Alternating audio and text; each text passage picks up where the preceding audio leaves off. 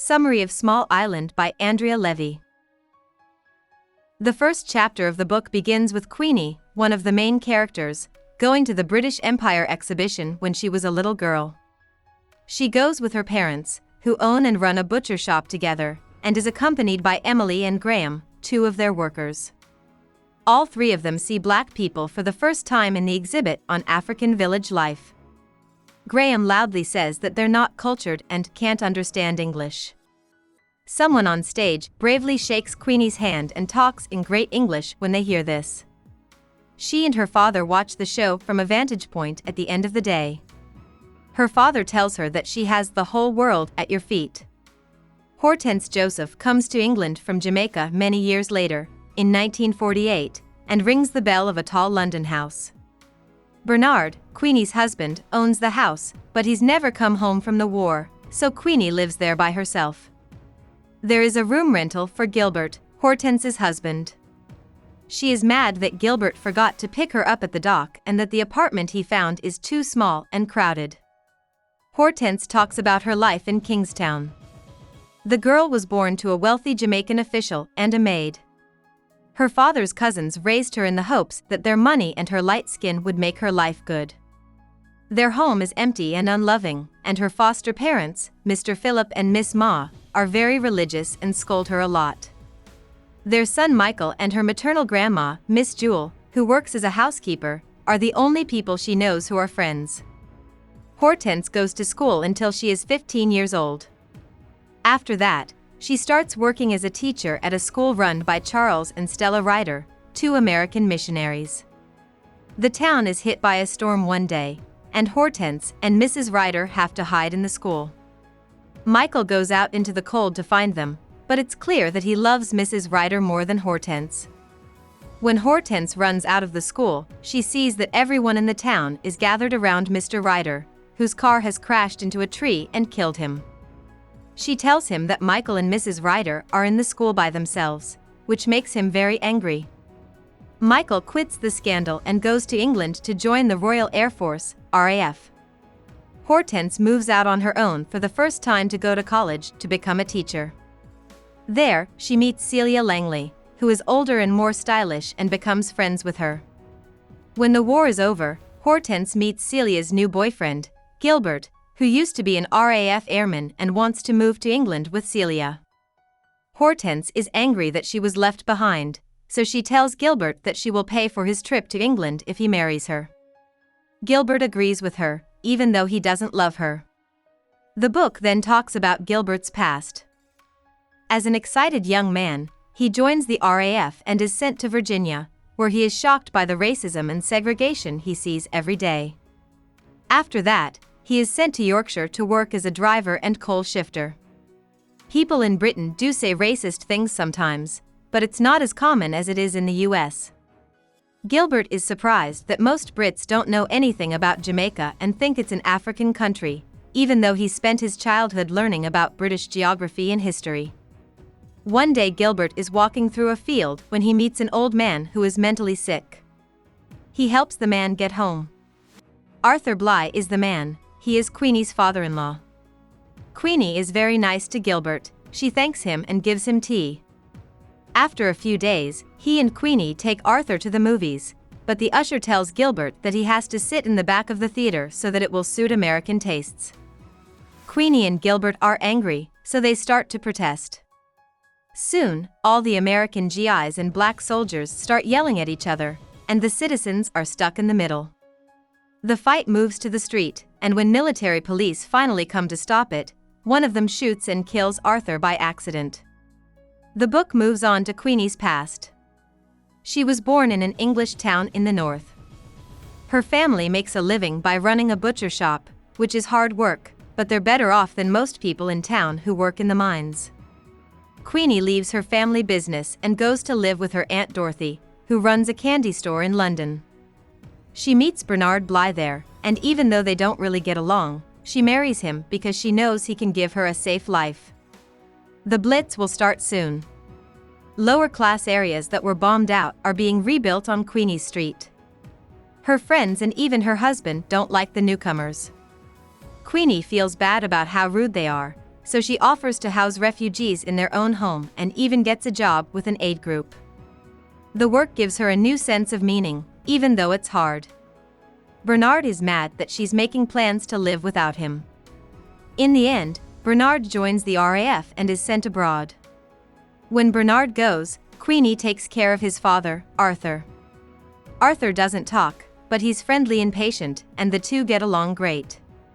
A friend from the rest center one day talks Queenie into letting 3 RAF troops stay at her house while they are on leave.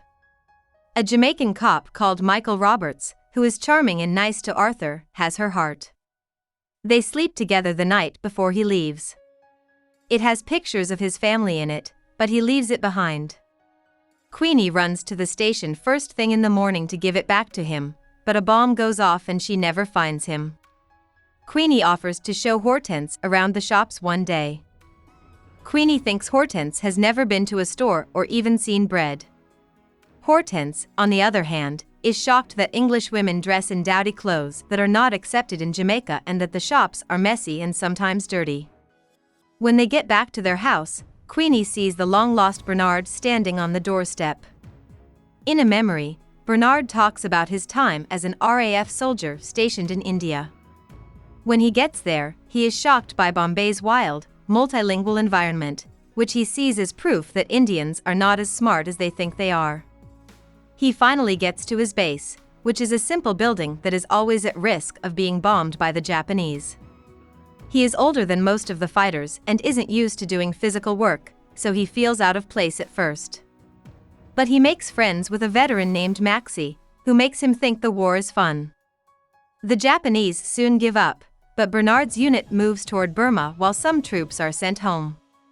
Some of the men go on strike to ask to be released from their duties, but as punishment, they are all sent to Calcutta, which has been badly damaged by fighting between Hindus and Muslims since the British decided to split India into 2 parts. Along with his friends, Bernard sees streets full of dead bodies and just barely avoids being killed by crowds. Maxie is angry that they are still in India, so he sets up a secret meeting to plan another strike. Bernard, who wants to follow the rules, gets angry and leaves.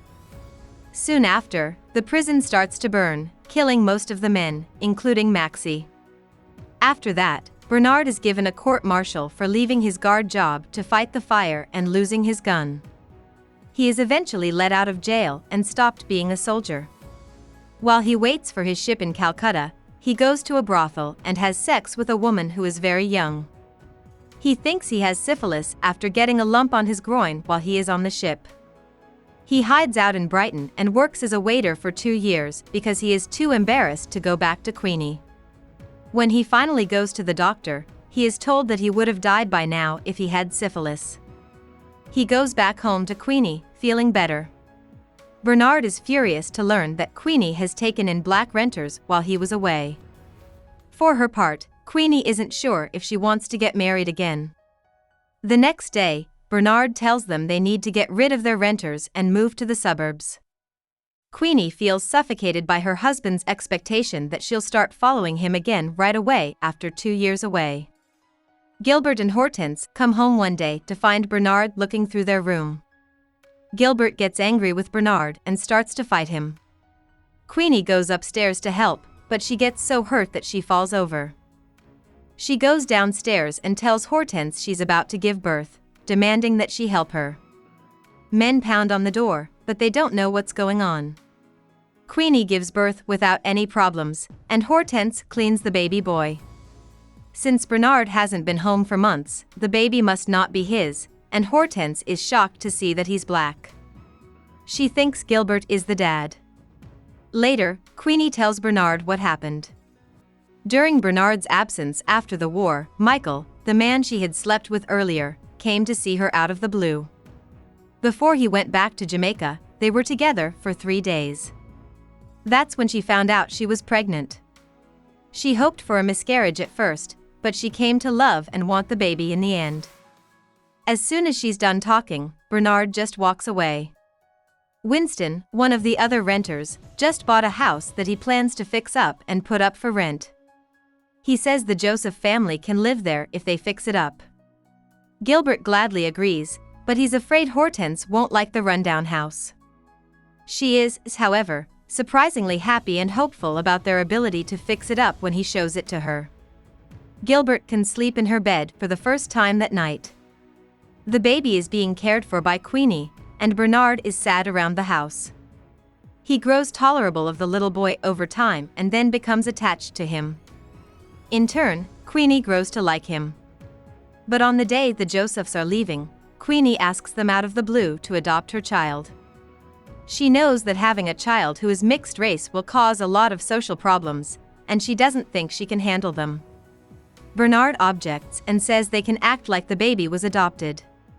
Soon after this out-of-character act of kindness, Gilbert touches Queenie on the shoulder, and Bernard starts yelling at him, making it clear to Queenie that he can't take in a black baby.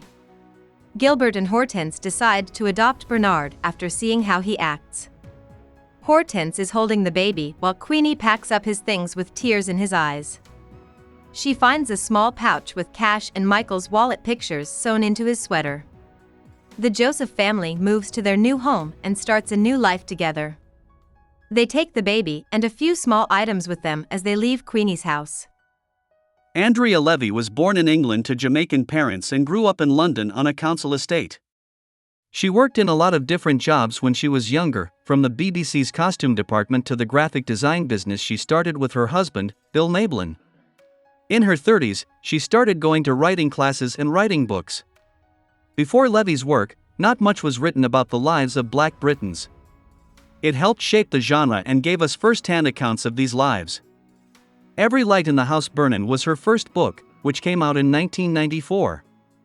The Orange Prize for Fiction, the Whitbread Book of the Year, and the Commonwealth Writers' Prize were all given to her in 2004 for the book Small Island. Levy has written 5 novels and a number of short stories. She died on February 14, 2019, at the age of 62. Hope we summarized it fully and you liked it. Please hit the like button and subscribe to our channel so that we are motivated to create more videos.